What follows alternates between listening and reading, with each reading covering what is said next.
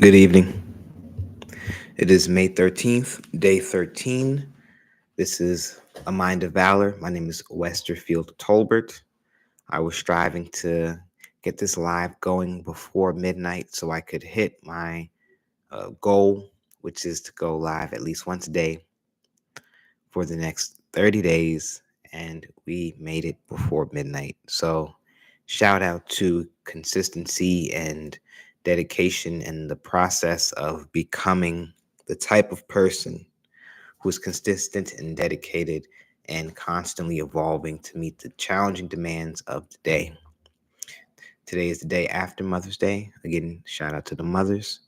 Today is also my grandfather's birthday, my late grandfather.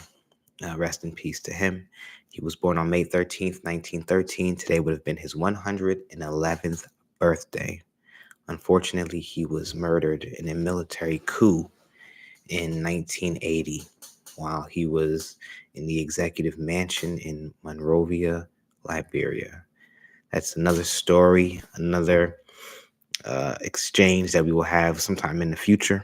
I mentioned in the earlier tapings that I have a rich history tied to Liberia and South Carolina, and I want to really dedicate a sufficient amount of time to go into that. So I'm just glossing over it right now, but it is something that we will dive into. Okay, let me see. It's Monday. Today was a pretty good day, real busy, uh, but nonetheless, we are here and we made it. We are moving this thing along, and I am overjoyed to be here with you and having this exchange. Ironically, 1 week from today, or May 21st, will be my birthday. So the countdown begins, and I'm definitely happy about that. There are a lot of things that I look forward to every year around the birthdays. Generally, I don't really celebrate too much anymore. Well, I celebrate, but I don't party like I used to. I'm not really a club goer, those type of things. I don't really drink like that or anything. So bars and clubs are not necessarily my scene. I will go for the wings and the and to socialize, but by about midnight, I'm like, yeah, I'm kind of tired. I want to be home. My entertainment is mostly a good book, maybe some music or some writing or some creating some art, and that feeds my spirit. Tonight, we will have a shorter broadcast than we have in the previous days, so I'll go for about 10 minutes or so. And for tonight, I wanted to talk about another one of those 25 contiguous valor principles. Tonight, I will touch on responsiveness. So, once again, I'm going to my handy Merriam Webster's dictionary, and I want to read the definition of responsiveness just to open up the conversation just a little bit. The dictionary defines responsiveness as giving response, constituting a response, quick to respond or react appropriately or sympathetically, using responses and responsive. Let me see what else. What else? Yeah, that boils it down in a nutshell. And what do I mean by responsiveness? And why did I want to talk about it here? So let me get into it. Responsiveness, and I think why it is something to be discussed, is relevant because when we look at um, our theme of asking better questions and how we engage different experiences, responsiveness is that idea that when we have an external stimuli, we then produce some type of action, an event, an experience to kind of return that energy. And I think about responsiveness in the context of how quick are we to respond to the stimulus and to different things that happen around us. And when I think about speed or just how the velocity of our responses, it made me to it really stirred up in me this idea that what we respond to and how quickly we respond definitely echoes, right? So what we respond to is a direct reflection of what we value, what we are wrestling with, what our knowledge, faculties, what our traumas, all these different things, how we are, tied, how they are all tied together, how we respond to the people around us, given however our day is going, how we respond to opportunities. All this, it ties together and is relevant because responsiveness is our return to the experience. When I say return to the experience, I mean when something or someone engages us, it has an effect on us that then would stir up in us some type of reaction. When we looking at opportunity, when we are putting our awareness to what's happening around us and we're heightening that awareness, it definitely lets us know what is worthy of responding and what is not worthy of responding to. For the things that we choose to engage and respond to and are responsive to, it again just is it's a mirror of the things that we are dealing with internally. Generally speaking, we will not have a response to every single input that we come across. But those things that are relevant to our experience or our past will conjure up in us some type of response. And that reaction will have other effects that come from it and compound to create even greater effects. So when we are thinking about how we should respond to situations, that's that pause, ask ourselves tougher questions, ask ourselves real questions before we respond, and being more mindful of not just responding out of impulse, but um, bringing a fresh perspective to every experience so that we can break cycles of responsiveness, or we can just kind of break those habits of how we always do things or how things are always supposed to go, and open up the opportunity for new experiences and new or novel outcomes. How we respond to opportunities in our environment, everything from a potential job opening to a inquiry for, say, a speaking engagement, or even how, or even say dinner with a loved one. These are all things that come in to our lives, or questions, or they are ideas that are presented to us, and then we're given a choice, or the choice is ours about how we want to react. And that pause in between, that pause between the thought and the action, in that little margin is where we are asking ourselves better questions, and where we have the responsibility to ask ourselves better questions. With regard to how we respond to opportunities, I think about what opportunities we feel like we're deserving of or that we're worthy of. This goes back to things that we mentioned earlier in the week about attitude, and what type of attitude we bring to situations, language, what type of internal conversation are we having.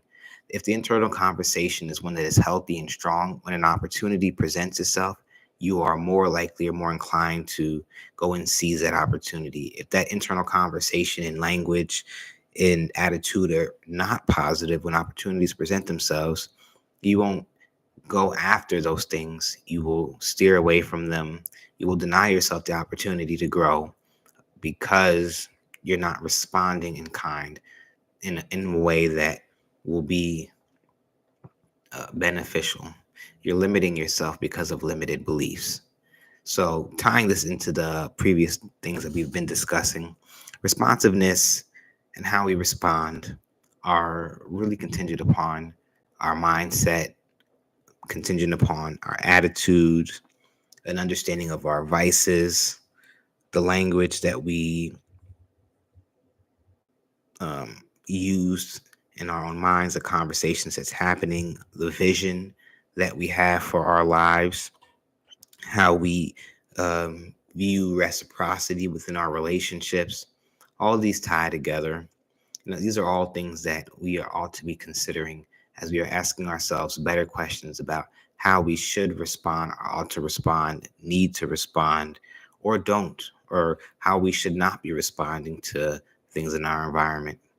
Healthy responses are ones that are not just ignited based on our triggers or past traumas.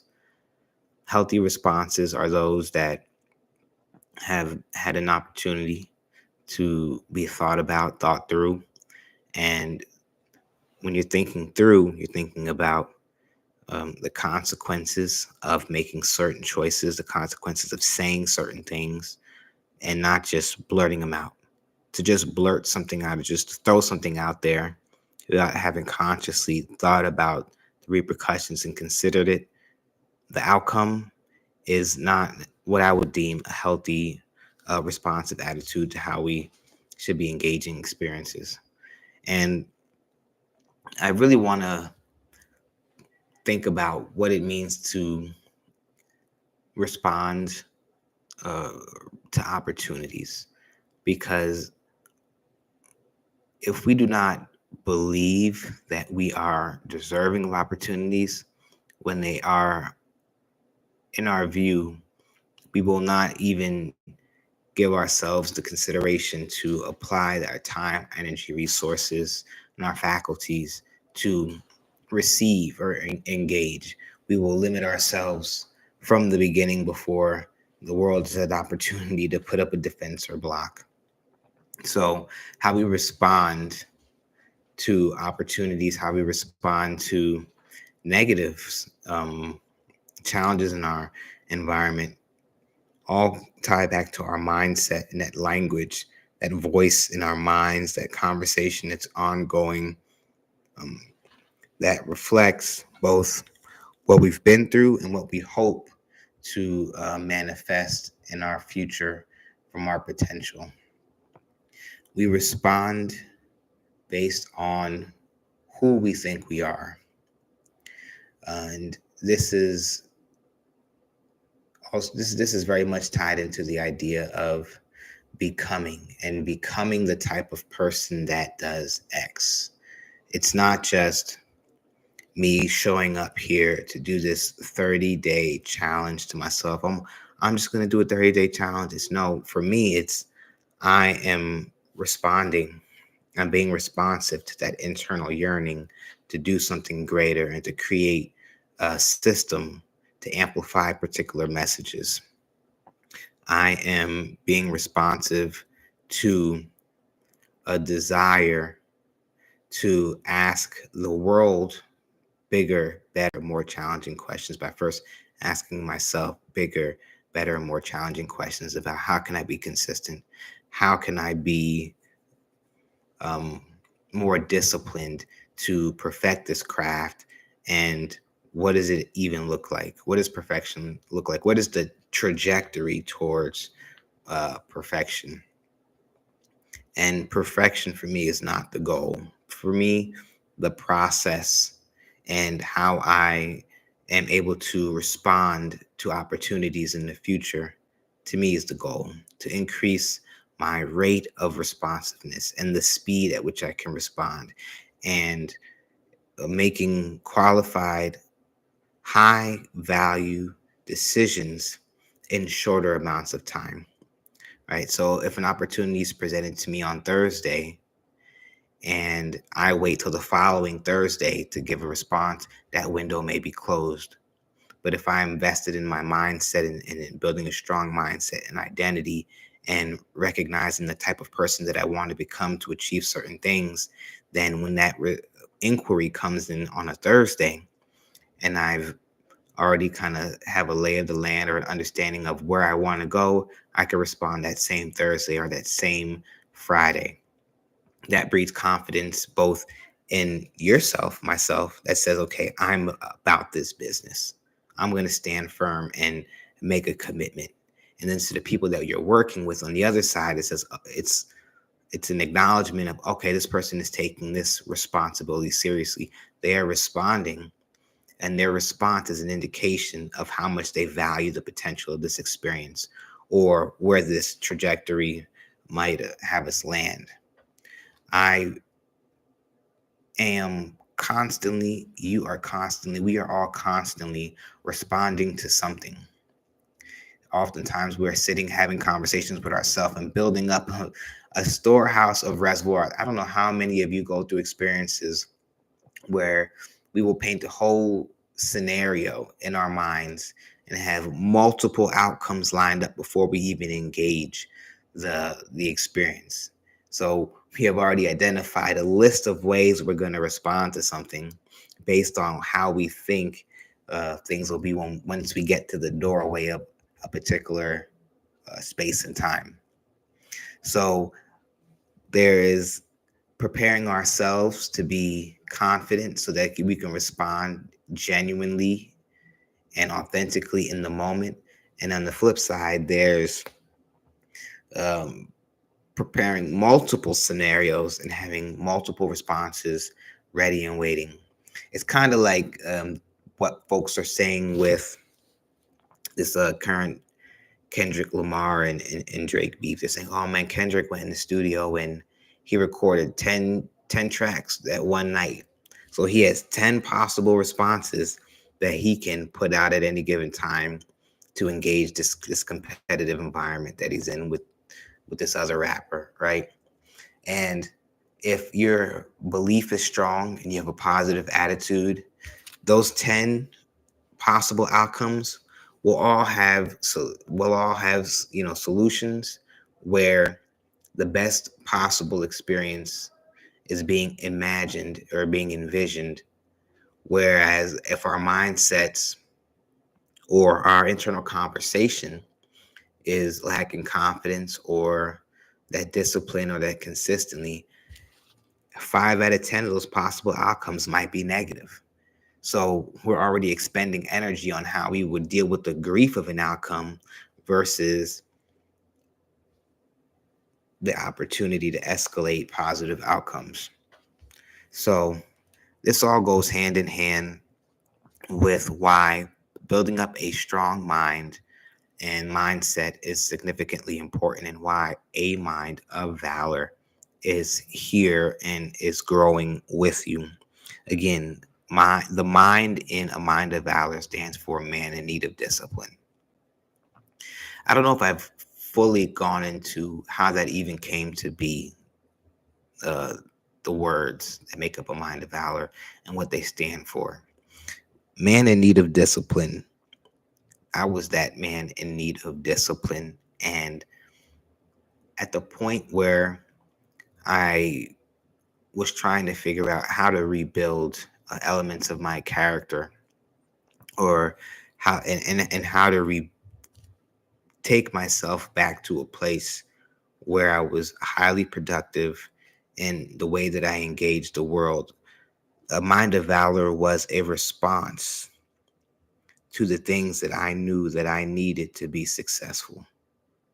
So it was a plan that I put in place to structure and strategize my health and well-being. It was it has been grown over time based on uh, now thousands of hours of listening to different experts, sourcing my own mind, going through different books, everything from psychology to economics, history, a lot of research around first principles and mental models. All of these things come together to structure the most possible congruent mind and consistent mind that a person could have. So a mind of valor is like a toolbox that I put all these different tools in so that I can always show up as my best self. And in showing up as my best self, have strategies and tools that I can then give to somebody else to say, hey, I believe that you can also show up as your best self if you're willing to be in community with me and build trust so that we can have an honest exchange, so that there's some reciprocity here. As I learn from you, you can also learn from me. And that's why reciprocity is on this list. That's why vision's on this list. That's why vices are on this list. That's why attitude is on this list. That's why language is on this list. Orientation is on this list, because all these things come together to add congruency to a person's identity, right? I don't just want to be on this microphone talking to you. I want to be, I'm becoming. So I want you all to see me becoming in real time, and seeing where I am now versus where you'll see me 30, 60, 90, 400 days from now, 600 days from now. That's why I chose to start where I was at and not get a whole bunch of cameras and lights. This is like the most organic way that I could have started. I'm over here on an old Lenovo Chromebook. I got two little lamps right here, just so some illumination. I got this mic over here that had in storage for a while, some simple headphones, because at the end of the day, I don't think it's the video quality that you all are looking for. I think, and I believe it is the message, because I know this message, when it's once received and internalized, will allow you to go into life in real time and respond differently to the external stimuli that are there. So when your things are coming at you from every direction, you can be calm, you can display poise, and as these different signals are coming in, you know how to filter them, you know how to process them, you know how to question different details of what you're receiving, so that your response is both authentic and it's genuine, and it's fitting for that time and space. There's nothing worse than overreacting to an external stimuli, but that often happens because we haven't fully questioned all of our assumptions. You know, we don't know how we will react in every situation. We can only assume how we will react, but the more we have invested in structuring our mind to be healthy and stable, then we have a better idea or a better notion of what our response could be. It's like the best way the best way I could describe it is like having a business plan. I don't look at a business plan as the end all be all document of a business.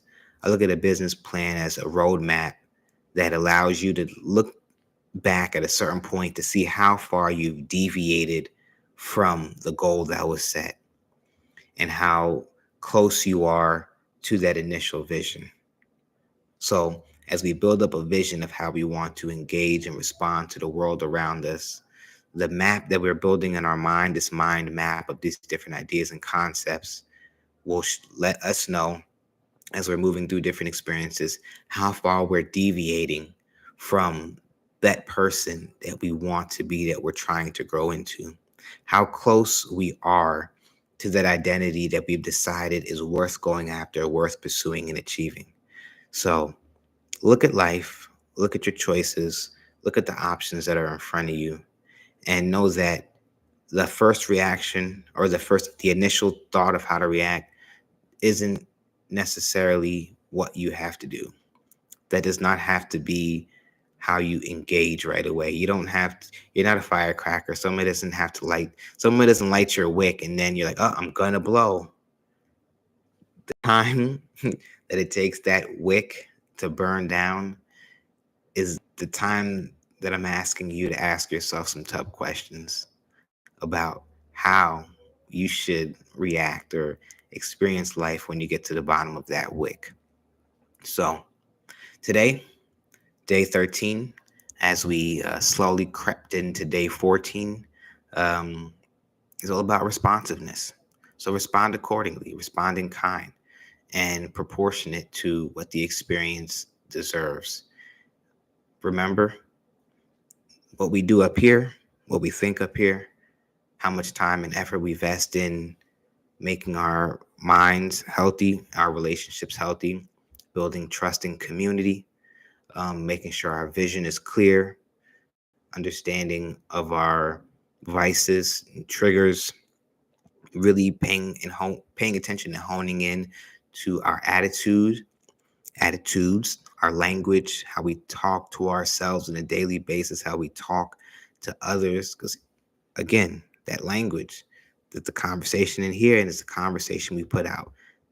If we have a healthy conversation up here, the conversation that leaves our lips will be um, it will be more impactful, as well as it will um, once left have a different response stimulated in the people that we're dealing with. So if you want better responses from your environment, then contribute greater and better to your environment. That's one way of looking at things. It's one way of trying things out. It's one way of believing that you can achieve more, become more, and be all that you aspire to be on this journey to becoming the type of person to make the vision that you have real. And there you have it. Day 13 in the books. Again, yesterday was Mother's Day, so shout out to all the mothers. And rest in peace to Grandpa William R. Tolbert Jr., born May 13th, 1913, and left this plane of existence, April 12th, 1980. Thank you for your sacrifice. Have a great night.